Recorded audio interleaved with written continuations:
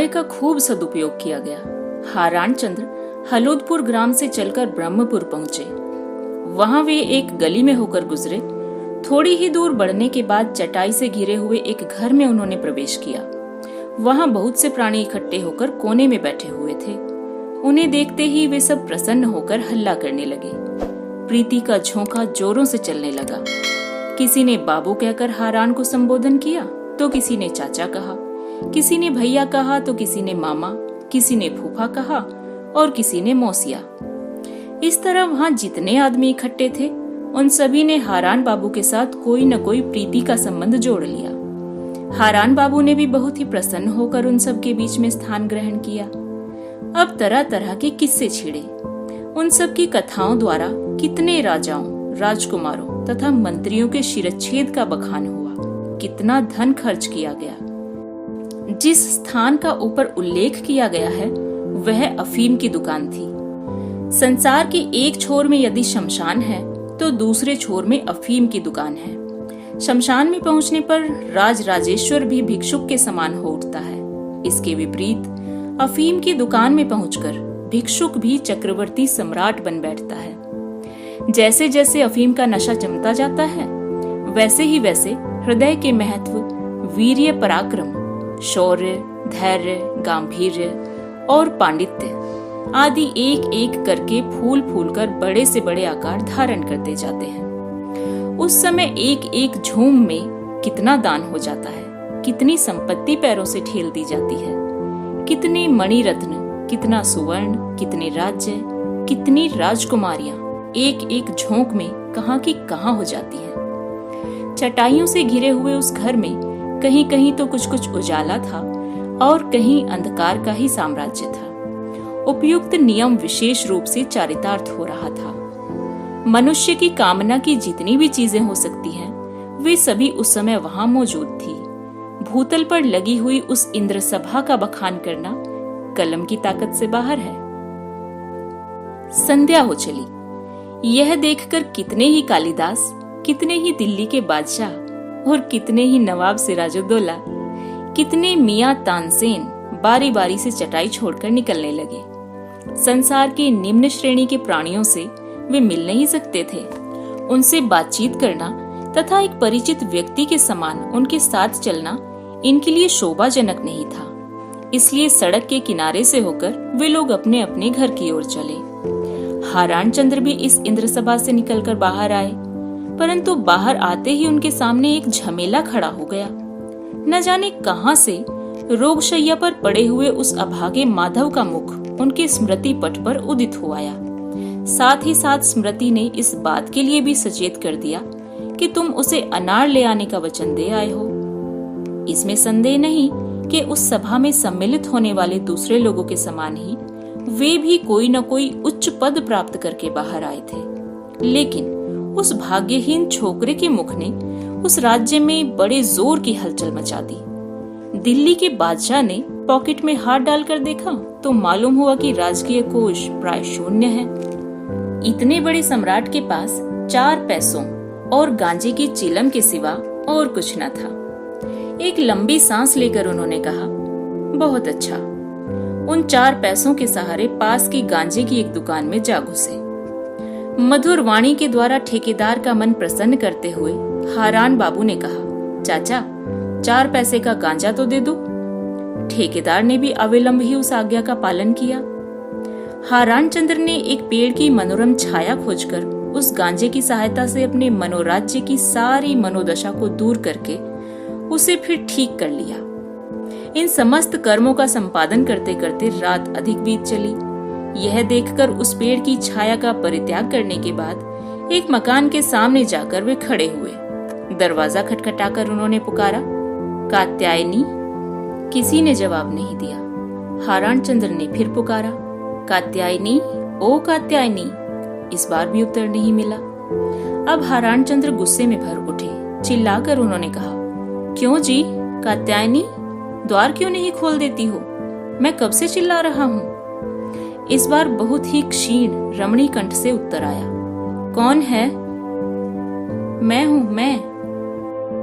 मेरी तबीयत बहुत खराब है, इस समय मुझसे न उठा जाएगा। ऐसा मत कहो, उठकर दरवाजा खोल दो।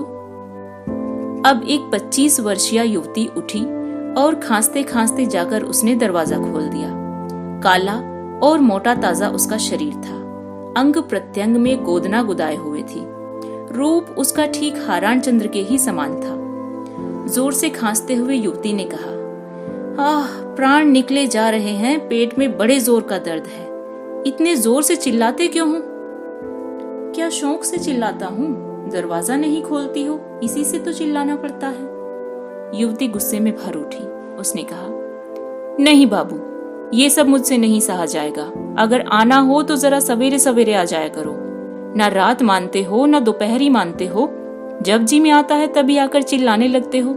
ये नहीं हो सकता। इस तरह का झमेला मुझे अच्छा नहीं लगता। भीतर जाकर हारान चंद्र ने सांकल लगा दी। फिर कात्यायनी के मुख की ओर देखते हुए उन्होंने कहा, तुम्हारे पेट में दर्द हो रहा है, यह तो मुझे मालूम नहीं था। तुम जान कैसे सकोगे? जानते हैं इस मोहल्ले में रहने वाले लोग। कल से लेकर आज तक इस समय पेट में एक बूंद तक नहीं गया। लेकिन तुम इतनी रात को क्यों आए? एक काम है। ऐसा कौन सा काम है? बतलाता हूँ, पहले जरा तंबाकू तो भर लाओ। हारान चंद्र की इस आज्ञा के कारण युवती की भभकती हुई आग पर मानो घी का छींटा पड़ा। हाथ से कमरे के एक कोने की तरफ इशारा करके कहा, वहां सब सामान रखा है। तंबाकू पीना हो तो अपने हाथ से भरकर पियो। मेरी हड्डियां मत जलाओ, मैं जाकर लेटती हूँ। कुछ संकुचित होकर हारान चंद्र ने कहा, नहीं नहीं, मैं तुम्हें नहीं कह रहा हूँ, मुझे ध्यान ही ना रहा। तुम लेट जाओ, मैं स्वयं तंबाकू भर लेता हूँ। कात्यायनी चारपाई पर लेट गई। हारान चंद्र ने हुक्का तैयार किया और गुड़गुड़ाते हुए वे आकर उसकी बगल में बैठ गए। बहुत देर तक वे तंबाकू पीते रहे। फिर धीरे धीरे, बहुत धीरे से उन्होंने कहा, कात्यायनी, मुझे 2 रुपए देने होंगे। यह बात हारान चंद्र ने अत्यंत ही कोमल स्वर में कही। फिर वे बराबर डरते रहे कि कहीं कंठ स्वर में कर्कशता न आ जाए। इस पर कात्यायनी कुछ बोली नहीं। हारान चंद्र ने फिर कहा, सुना नहीं तुमने? क्या सो गई हो? आज मुझे 2 रुपए देने होंगे। कात्यायनी ने करवट बदली, पर वह कुछ बोली नहीं। इससे हारान चंद्र को जरा सा साहस हुआ। हुक्का रखकर उसके शरीर पर हाथ फेरते हुए कहा, दोगी ना? कात्यायनी बोली, बेकार बकबक क्यों कर रहे हो? रुपए कहाँ से दूंगी? क्यों, तुम्हारे पास क्या है? नहीं नहीं है? क्यों नहीं? मुझे बड़ी जरूरत है। आज तुम्हें मुझ पर दया करनी ही होगी। रुपए होंगे तब तो दया करूंगी। कम से कम 2 रुपए की तुम्हें कमी नहीं है। रुपए तुम्हारे पास हैं, इसका मुझे विश्वास है। रुपए की कमी के कारण मेरे घर के लोगों को खाने को नहीं मिल रहा है। अपने बीमार बच्चे के मुख का आहार निकाल कर मैंने खाया है। लज्जा और घृणा के कारण मेरा हृदय फटा जा रहा है। आज मेरी रक्षा करो कात्यायनी। यह तो ठीक है, लेकिन रुपए होंगे तब तो मैं तुम्हारी रक्षा करूंगी। मेरे पास एक पैसा भी नहीं है। अब हारान चंद्र गुस्से में भर उठे। उन्होंने कहा, हैं क्यों नहीं? इतने रुपए जो मैंने तुमको दिए, परंतु आज मैं संकट में पड़ा हूँ तब 2 रुपए भी नहीं निकाले जाते। लाओ, कहाँ है कुंजी? मैं संदूक खोलकर देखता हूँ कि रुपए हैं या नहीं। मानो किसी ने कात्यायनी की आंखों में आघात कर दिया।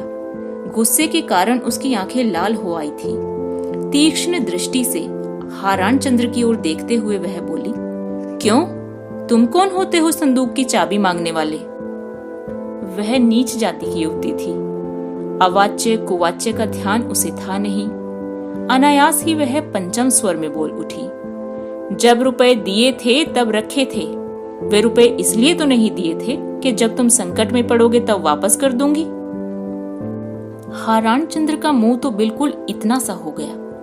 कात्यायनी की आंखों से वे आंखें न मिला सके। आज भी वे सीधे मुंह से उसके सामने खड़े नहीं हो सके। अत्यंत विनीत भाव से उन्होंने कहा, तब भी हम में तुम में जो इतने दिनों का प्रेम है, कम से कम उसके कारण तो जरा सा उपकार करना ही चाहिए। खाक प्रेम है, ऐसे प्रेम में लगे आग।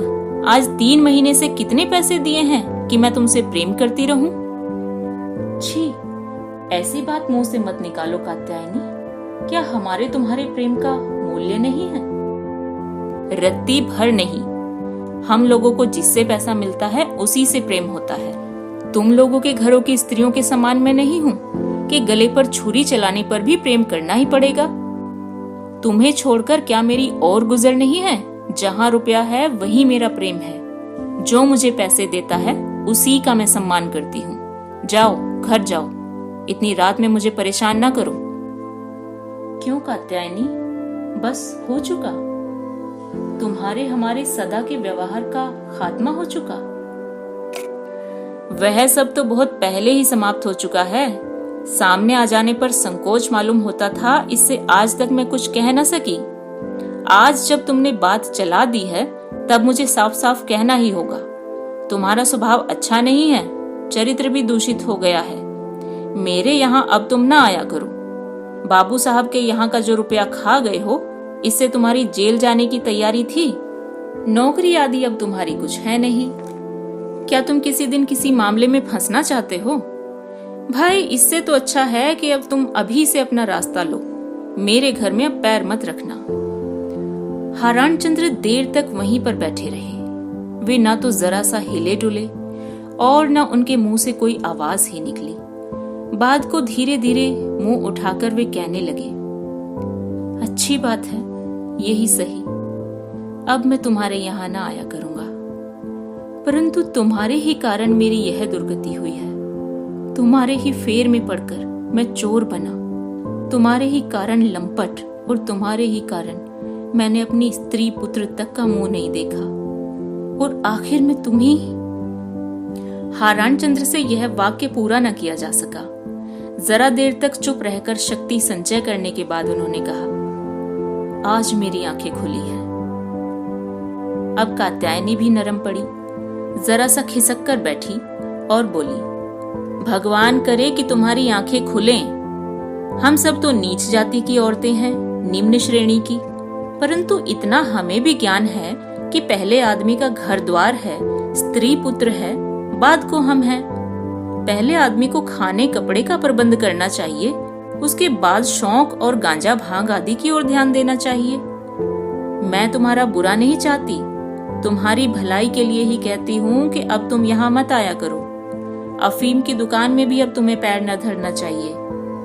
तुम शांति से अपने घर में रहो और घर द्वार देखो, स्त्री बच्चों के निर्वाह का प्रबंध करो। कहीं कोई नौकरी मिल जाए तो कर लो, जिससे तुम्हारे बाल बच्चों को भूखों न मरना पड़े।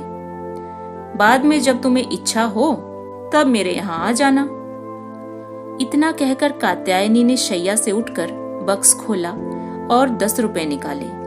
फिर हारान चंद्र के सामने उन्हें रखकर कहा, तुम ले जाओ ये रुपए। कात्यायनी को बिना किसी तरह का जवाब दिए हारान चंद्र मुंह नीचा किए हुए बहुत देर तक बैठे रहे। फिर सर हिलाकर उन्होंने कहा, रहने दो, मुझे जरूरत नहीं है।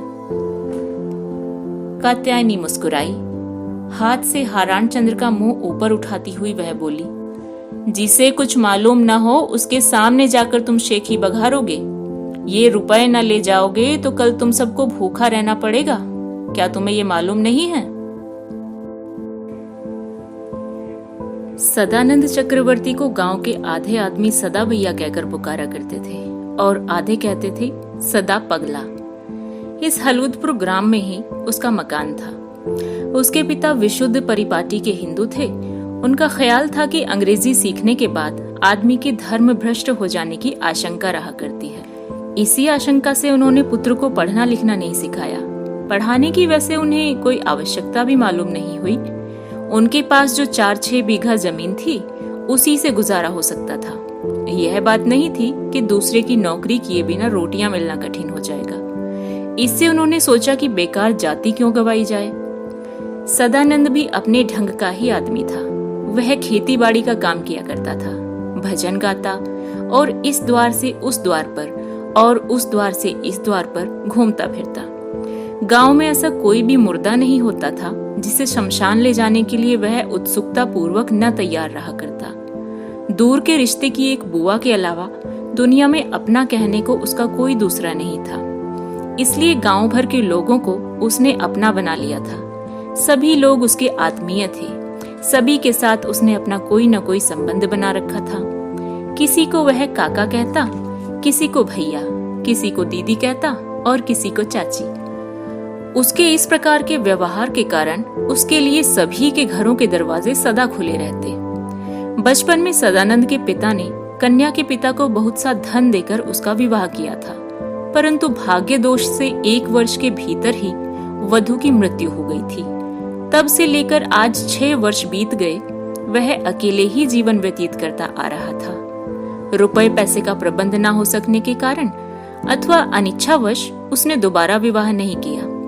जिस कुल में उसका जन्म हुआ था वह इतना उत्तम नहीं था कि लोग दहेज देकर उनके यहाँ कन्या का विवाह करते। काफी रुपए दिए बिना विवाह नहीं हो सकता था। इसलिए जब कोई विवाह की बात छेड़ता तब वह कहा करता कि इतने रुपए कहाँ से मिल सकेंगे कि विवाह करूं। आज दोपहर के बाद से ही आकाश में बादलों की उमड़ घुमड़ हो रही थी। सब लोग हाथ पैर समेटकर अपने अपने घर में बैठे हुए थे। इससे चारों तरफ निस्तब्धता थी। रासमणी बुआ ने पुकार कर कहा, ललना, घर में एक बूंद भी पीने का पानी नहीं है। जाओ बिटिया, जल्दी से घाट पर से एक गगरी तो भर लाओ। बगल में गगरी दबाकर ललना गंगा जी के घाट पर पहुंची। जल भरकर 2 पग भी वह अग्रसर न हो पाई थी कि बड़ी बड़ी बूंदें पड़ने लगी। ललना तेजी से पैर बढ़ाती हुई चली। रास्ते में ही सदानंद का मकान था। चौपाल में बैठा हुआ वह भजन गा रहा था। नीचे ही से रास्ता गया हुआ था। ललना उधर से ही होकर लौटी जा रही थी। उसे देखकर सदानंद ने गाना बंद कर दिया। ललना को पुकार कर उसने कहा, तुम भीग क्यों रही हो ललना? जरा सा हंसकर ललना ने कहा, तुमने गाना क्यों बंद कर दिया? सदानंद भी हंसा। हंसी और गीत तो 8 पहर उसके होठों पर बने रहते थे। उसने संगीतमय स्वर में कहा, गीत रुक गया है। फिर स्वाभाविक स्वर में कहा, जाने दो वह बात, तुम बेकार भीगो मत, जरा देर के लिए यहीं खड़ी हो जाओ। बरामदे में ललना जाकर खड़ी हो गई। कुछ देर तक ललना के मुंह की तरफ देखने के बाद सदानंद ने कहा, खड़ी क्यों हो, घर जाओ। वह क्यों? पानी जब और जोर से बरसने लगेगा तब कैसे जाओगी? ललना ने सोचा कि बात तो यह ठीक ही है। 2 कदम वह बढ़ी, बाद को फिर लौट पड़ी। सदानंद ने कहा, क्यों लौट पड़ी हो? कल रात में मुझे बुखार आ गया था, भीगने पर तबीयत अधिक खराब हो सकती है। तो मत जाओ, यहीं खड़ी रहो। अब सदानंद फिर अपनी धुन में गाने लगा। उसके गीत का भाव था, संभव है तुझे कभी पा ना सकूंगा, बेकार ही हाथ फैलाए खड़ा हूं। कितना दर्द है मेरे हृदय में, इस बात को तुम कठोर हृदय क्या समझ सकोगी। अब मेरी सोने की नौका डूबना ही चाहती है। गगरी भूमि पर रखकर ललना गीत सुन रही थी। मधुर कंठ से निकला हुआ मधुर गीत उसे बहुत ही प्यारा मालूम पड़ रहा था। बीच में ही जब वह रुक गया तब ललना ने कहा, क्यों बंद कर दिया गाना? अब ना गाऊंगा। क्यों? अब मन नहीं करता। ललना और कुछ नहीं बोली। यह बात सभी लोगों को मालूम थी कि सदा पगला दिन भर में कितनी ही असंभव और अप्रासंगिक बातें मुंह से निकाला करता है। कुछ देर चुप रहने के बाद सदानंद ने फिर कहा, क्यों ललना, क्या शारदा अब तुम्हारे घर नहीं आया करता? ललना ने दूसरी तरफ मुंह फेर लिया। कदाचित अपना उस समय का मुंह सदानंद को दिखलाने की उसकी इच्छा नहीं थी। सदानंद ने फिर पूछा, क्या नहीं आता? नहीं। क्यों नहीं? मालूम नहीं। सदानंद ने फिर गाना शुरू कर दिया। उसका गाना समाप्त हो गया, लेकिन वर्षा किसी तरह रुकना ही नहीं चाहती थी। बादल आकाश पर और जोर से चढ़े आ रहे थे। अब ललना ने गगरी उठाकर बगल में दबाई। यह देखकर सदानंद ने कहा, यह क्या, कहाँ जा रही हो? घर जा रही हूँ। इतनी जोर की बारिश हो रही है, भीगती भीगती जाओगी तो तबीयत खराब ना हो जाएगी। लेकिन क्या करूं? ललना जब चली गई तो सदानंद ने फिर गाना शुरू किया।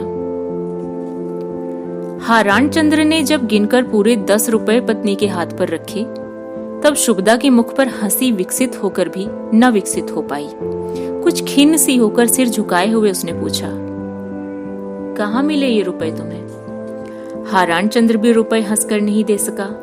कुछ देर तक निरुत्तर रहने के बाद उसने कहा, शुभदा, तुम क्या समझ रही हो कि ये रुपए मैं चुरा कर लाया हूँ? शुभदा और भी नाराज हो उठी। उसके पापी अंतःकरण में यह बात शायद एक बार आई थी, परंतु इसे क्या मुंह से निकालना उसके लिए संभव था? ईश्वर न करे यह बात ठीक हो, परंतु इस दशा में क्या इन रुपयों को ग्रहण करना उसके लिए उचित है? चोरी का धन खाने से पहले शुभदा स्वयं भूख के मारे प्राण दे सकती है, परंतु और सब लोग, प्राणों से अधिक प्रिय पुत्र कन्या। शुभदा ने अनुभव किया, इस विषय पर विचार करने का अभी समय नहीं है, इसलिए वे रुपए उसने संदूक में रख दिए। कुछ कुछ सुविधा के साथ फिर दिन बीतने लगे। हारान मुखर्जी आजकल बहुधा हलूदपुर में दिखाई न पड़ा करते थे। घर जाने पर रासमणी जब कभी पूछ बैठती कि आजकल तू कहाँ रहता है रे, तब हारान चंद्र जवाब देते, कितने कार्य रहते हैं मुझे, नौकरी की चिंता में मैं सदा घूमता ही रहता हूँ। शुभदा भी समझती थी कि यही संभव है, क्योंकि आजकल ये पैसे मांगने के लिए नहीं आया करते। कल लौटा दूंगा यह कहकर अब ये 2 आना 4 आना उधार नहीं ले जाया करते। परंतु वास्तव में हारान चंद्र कहाँ रहा करते थे, यह बात अगर मुझसे पूछी जाती तो ठीक ठीक बता देता, क्योंकि मैं यह जानता था कि सारे दिन आहार और विश्राम किए बिना ही वह नौकरी के फेर में घूमा करता था। कितने आदमियों के पास जाकर वह अपनी दुख की कथा सुनाया करता था। कितने आढ़तियों बल्कि साधारण दुकानदारों के पास जाकर वह प्रार्थना किया करता था कि यदि आज्ञा हो तो मैं आपका बही खाता लिख जाया करूं, किंतु किसी ने भी उसकी प्रार्थना स्वीकार न की। उस ओर के सभी लोग उसे पहचानते थे, वे सब उसकी कीर्ति की कहानी भी सुन चुके थे। इससे किसी को भी उसका इतना विश्वास नहीं होता था कि वह उसे नौकर रख ले। संध्या हो जाने पर मुंह सुखाए हुए लौटकर जब वे घर आते, तब शुभदा दुखी भाव से पूछती, आज भोजन कहाँ किया तुमने? इस सवाल के जवाब में हारान चंद्र हंसने की कोशिश किया करते। वह कहते, क्या भोजन का अभाव है मुझे? कौन नहीं जानता मुझे? इस पर शुभदा कुछ न बोलती, वह चुप रह जाती। क्रमशः उसकी कलसी का जल सूखता जा रहा था, रुपए समाप्त होते जा रहे थे। 2 ही एक दिन का खर्च और था, परंतु मुंह खोलकर शुभदा यह बात स्वामी से कह नहीं सकती थी। किसी से भी वह बात बतलाने की इच्छा उसकी नहीं थी। केवल मन ही मन वह खर्च चलाने के लिए तरह तरह की योजनाएं सोचती रही। आज 3 दिन के बाद बहुत रात बीत जाने पर स्वामी के थके हुए दोनों पैरों को दबाते दबाते शुभदा मन ही मन बहुत तर्क वितर्क करती रही। बाद को बाध्य होकर उसे मुंह खोलना ही पड़ा। बोली, अब कुछ और नहीं बचा, सब रुपए समाप्त हो गए। आंखें बंद कर बहुत ही साधारण भाव से हारान चंद्र ने कहा, 10 रुपए चल ही कितने दिनों तक सकते हैं। दूसरे दिन सवेरा होने से पहले ही हारान चंद्र चले गए। ललना सदा की भांति घर का कामकाज करने लगी। रासमणी भी, जैसा कि उनका नियम था, स्नान करके आ गई और मिट्टी के महादेव बनाकर पूजा करने लगी। केवल शुभदा ही ऐसी थी जिसके हाथ पांव एक प्रकार से खाली हो गए थे। मुंह सुखाए हुए वह कहीं बैठ जाती तो वहां से उठकर कहीं खड़ी हो जाती और काफी देर तक चुपचाप खड़ी ही रहती। ललना ने देखा कि 8 बज रहे हैं, माँ अभी तक इधर उधर में अपना समय व्यतीत कर रही है। प्रातः कृत्य से निवृत्त होने तक की ओर उनका ध्यान नहीं गया। इससे वह बोली, माँ, आज अभी तक तुम घाट पर नहीं गई हो? हाँ, अब जा रही हूँ। कुछ देर के बाद ललना फिर लौट कर आई। उसने माँ को फिर वहीं पूर्ववत बैठी देखा तो आश्चर्य से बोली, हुआ क्या है माँ? कुछ नहीं। तो इस तरह बैठी क्यों हो? क्या करूं? क्यों, स्नान नहीं करोगी? खाना न बनाओगी? शुभदा ने अपने दोनों ही कातर नेत्र कन्या के मुख पर डाल दिए। डरते डरते वह बोली, आज कुछ भी नहीं है। क्या नहीं है? कुछ भी तो नहीं है। घर में मुट्ठी भर चावल तक नहीं है। ललना का मुख सूख गया। वह बोली, तब क्या होगा माँ, लड़के खाएंगे क्या? दूसरी ओर मुंह फेर कर शुभदा बोली, भगवान जाने। कुछ देर बाद ही शुभदा फिर बोली, ललना, क्या तू एक बार अपनी विंदो बुआ के पास ना हो आएगी? क्यों माँ? शायद वे कुछ दे दे। ललना चली गई। शुभदा की आंखों से पानी गिरने लगा। इस तरह की बात उसने और कभी नहीं कही। इस तरह भिक्षा मांगने के लिए उसने कन्या को और कभी नहीं भेजा। यही सोच सोचकर उसका मन दुखी हो रहा था। उसे लज्जा आ रही थी, साथ ही कुछ कुछ अभिमान भी हो रहा था। अभिमान किसके ऊपर हो रहा था? पूछने पर संभवतः वह स्वामी के मुख का ध्यान करती और ऊपर की ओर अंगुली उठाकर कहती, उसके ऊपर। बड़ी देर तक मुख पर हाथ रखे हुए शुभदा वहीं बैठी रही। प्राय 11 बज रहे थे। इतने में छलनामयी मिट्टी की एक छोटी सी गुड़िया हाथ में लिए उसके सारे बदन में कपड़ा लपेटते लपेटते और उस हाथ पैर से हीन धड़ की गुड़िया को माला से सजाते हुए आई और वहीं खड़ी हो गई। माँ, खाने को दो। शुभदा बेटी के मुंह की तरफ देखने लगी। वह कुछ बोली नहीं। छलना ने फिर कहा, समय हो गया है माँ, खाने को दो। तो भी कुछ उत्तर न मिला। इस हाथ की गुड़िया उस हाथ में लेकर छलना जरा और भी ऊंचे स्वर से बोली, खाना शायद अभी तक बना नहीं। सिर हिलाकर शुभदा बोली, नहीं। बना क्यों नहीं? शायद तुम काफी दिन चढ़े तक सोती रही हो। फिर उसके मन में न जाने कौन सी बात आई। वह रसोई घर में गई और अत्यंत ही विस्मित होकर चिल्ला पड़ी, शायद अभी चूल्हे में आग भी नहीं पड़ी है। शुभदा बाहर से उद्विग्न होकर बोली, अब जलाने जा रही हूं। बाहर आकर छलना खड़ी हुई। मां का मुख देखकर अब शायद वह भी खिन्न हो गई। पास ही बैठकर वह बोली, मां, अभी तक कुछ बना क्यों नहीं? अब बनेगा। मां, आज इतनी उदास क्यों हो? इतने में भीतर से रोगग्रस्त माधव ने क्षीण स्वर से पुकारा, मां। शुभदा बहुत ही उतावली के साथ उठकर खड़ी हो गई। छलनामयी भी उठकर खड़ी हो गई और बोली, मां तुम बैठो, मैं जाकर माधव के साथ बैठती हूँ। अच्छा जाओ बेटी। इधर घर से निकलकर ललना भवतारण गंगोपाध्याय के यहाँ गई और खिड़की के रास्ते से उसने घर में प्रवेश किया। परंतु विंध्यवासिनी वहां नहीं थी। पिछली रात में ही वह ससुराल चली गई थी। उसे अचानक चला जाना पड़ा, वरना एक बार शुभदा से भेंट करके ही वह जाती। मुंह सुखाए हुए ललना वहां से लौट आई। रास्ते में किसी तरह उसके पैर उठना ही नहीं चाहते थे। गंगोपाध्याय महोदय के घर जाते समय भी लज्जा के भार से वह प्राय दबी जा रही थी और उसके पैर उठाए नहीं उठते थे। परंतु वहां से जब खाली हाथ उसे लौटना पड़ा तब और भी अधिक लज्जा मालूम पड़ने लगी। रास्ते में किनारे पर बड़ी देर तक वह एक जगह खड़ी रही। बाद को न जाने क्या सोचकर उसने दूसरा रास्ता पकड़ लिया और वह गंगा जी के घाट की तरफ चली। पास ही चक्रवर्ती परिवार का घर था। बाहर गौशाला के पास सदानंद एक बछड़े को तरह तरह के नामों से पुकार पुकार कर उसे प्यार कर रहा था।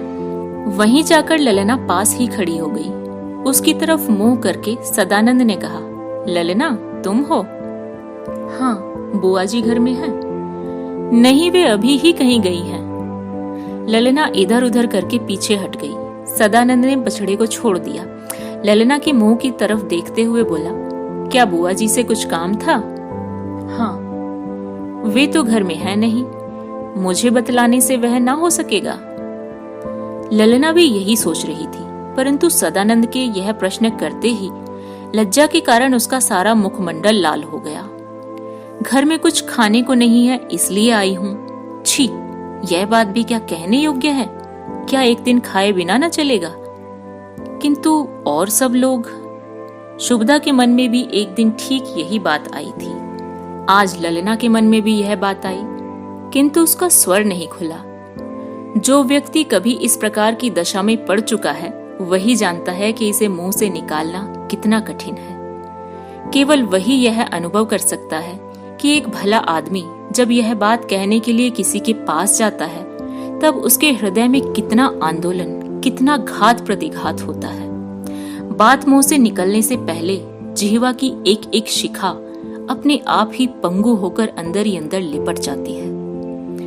ललना मुंह खोलकर कुछ कह न सकी। सदानंद उसके मन का भाव बहुत कुछ भांप गया। उसका मुंह देखकर ही सदानंद ने उसके अंतःकरण की अवस्था का बहुत कुछ अनुमान कर लिया। इससे उसने ललना का हाथ पकड़ लिया। वह पागल था। सभी लोग जानते थे कि पागल सदानंद की बुद्धि कभी ठिकाने पर नहीं रहती। वह ऐसे कितने ही काम कर डालता था जो दूसरे लोग नहीं कर सकते थे। जिस काम के लिए दूसरों को संकोच का अनुभव हुआ करता था, उन्हें वह धड़ाके से कर डालता था। जो बात दूसरों की दृष्टि में अमान्य होती, उसे वह बहुधा स्वीकार हो जाती। यही कारण था कि उसने स्वच्छंद भाव से ललना का हाथ पकड़ लिया और हंसते हंसते वह बोला, शायद आज ललना अपने सदा भैया से लज्जा कर रही है। सदा पागल से भी क्या लज्जा करनी होती है। इतना कहकर उसने हाथ छोड़ दिया और बोला, क्या बात है, क्यों नहीं बतलाती हो? सदानंद के कंठ का स्वर और उसकी बातों का भाव एक ही तरह का था। हंसते हंसते भी वह कभी कभी ऐसी बात कह डालता था जिसे सुनकर आंखों में पानी अपने आप उमड़ आता था। अस्तु, सदानंद के इस बार के प्रश्न का भी ललना ने कोई उत्तर न दिया। तब उसने मुंह उठाकर बहुत ही गंभीर भाव धारण कर लिया और कहा, क्यों रे ललना, कुछ हुआ है क्या? नीचा मुंह किए हुए आंखें पोंछकर रूंधे हुए कंठ से ललना बोली, मुझे 1 रुपया दे दो। सदानंद पहले की तरह, बल्कि पहले से भी अधिक जोर से हंस पड़ा। बोला, यही बात थी। यह बात भी शायद सदा भाई से कहने लायक नहीं है, परंतु रुपया लेकर तुम करोगी क्या? यह बतलाने में भी ललना को लज्जा आ रही थी। जरा सा इधर उधर फिराकर लज्जा के कारण और भी लाल होकर बोली, घर में बाबूजी नहीं है। सदानंद भीतर घुसा और वहां से लौटकर 1 की जगह 5 रुपए उसने ललना के हाथ पर धर दिए। फिर वह बोला, अच्छा आदमी हो तो उसे लज्जा भी करनी होती है, पागल से क्या लज्जा। फिर दूसरी ओर मुंह फेरकर वह जरा सा हंसा और बोला, जब कभी कोई काम लगे तब पहले ही आकर दीवाने पागल से कहा करो। क्यों, कहा करोगी ना? ललना ने जब देखा कि मेरे हाथ पर कई रुपए रख दिए हैं, तब बोली, क्या होगा इतने रुपयों का? रख देने पर सड़ तो जाएंगे नहीं ये।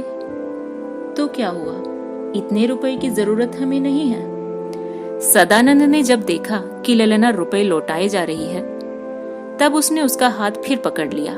कातर भाव से वह बोला, छी, बचपना मत करो। ये रुपए यदि काम ना आए तो और किसी दिन आकर उन्हें लौटा जाना। यह किसी को बतलाना भी नहीं। अगर बतलाना बहुत जरूरी हो तो कहना कि पागल सदानंद ने 1 आना प्रति रुपया के हिसाब से ब्याज पर दिया है। दिन का कुल समय इसी तरह बीता। सब लोगों ने भोजन किया, किंतु शुभदा ने उस दिन जल तक ग्रहण नहीं किया। रासमणि ने बहुत बकझक की, ललना ने बहुत आग्रह किया, परंतु उस दिन किसी तरह भी उसने कोई चीज मुंह में नहीं डाली। संध्या हो जाने पर हारान चंद्र ने घुटनों तक धूल लपेटे हुए घर में प्रवेश किया।